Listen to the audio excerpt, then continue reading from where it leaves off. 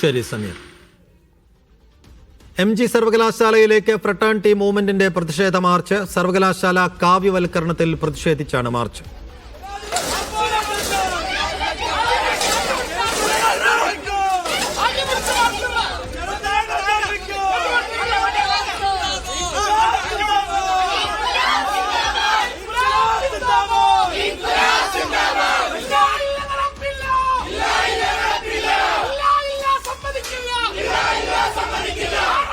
ജോസി ബാബു വിശദാംശങ്ങളുമായി. Josy, MG സർവകലാശാലയിലേക്കാണ് fraternity youth മൂവ്മെന്റിന്റെ പ്രതിഷേധ March നടക്കുന്നത്.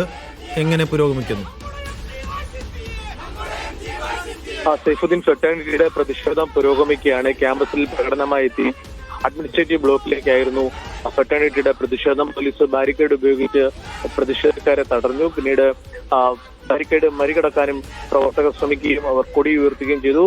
നമുക്കറിയാം, കഴിഞ്ഞ കുറെ ദിവസങ്ങളായി യൂണിവേഴ്സിറ്റിയുമായി ബന്ധപ്പെട്ടുകൊണ്ട് നടക്കുന്ന സംഘപരിവാർ നീക്കങ്ങൾ, പ്രത്യേകിച്ച് സെനറ്റിലേക്കുള്ള നോമിനേഷൻ, VC നിയമനത്തിലടക്കം കാവ്യവൽക്കരണത്തിലുള്ള നീക്കം ഗവർണർ നടത്തിയതിന് പിന്നാലെയാണ് പ്രതിഷേധങ്ങൾ ഉയർന്നതിന് പിന്നാലെയാണ് ഇപ്പോൾ ഫ്രട്ടേണിറ്റിയുടെ നേതൃത്വത്തിലുള്ള പ്രതിഷേധവും പുരോഗമിക്കുന്നത്. ഇപ്പോൾ പ്രകടനത്തിന് ശേഷം അവർ പ്രതിഷേധ യോഗം ചേരുകയാണ്. ഫ്രട്ടേണിറ്റിയുടെ സംസ്ഥാന ജനറൽ സെക്രട്ടറി ബാസിൽ താനൂർ അല്പസമയത്തിനകം പ്രതിഷേധം ഉദ്ഘാടനം ചെയ്യും.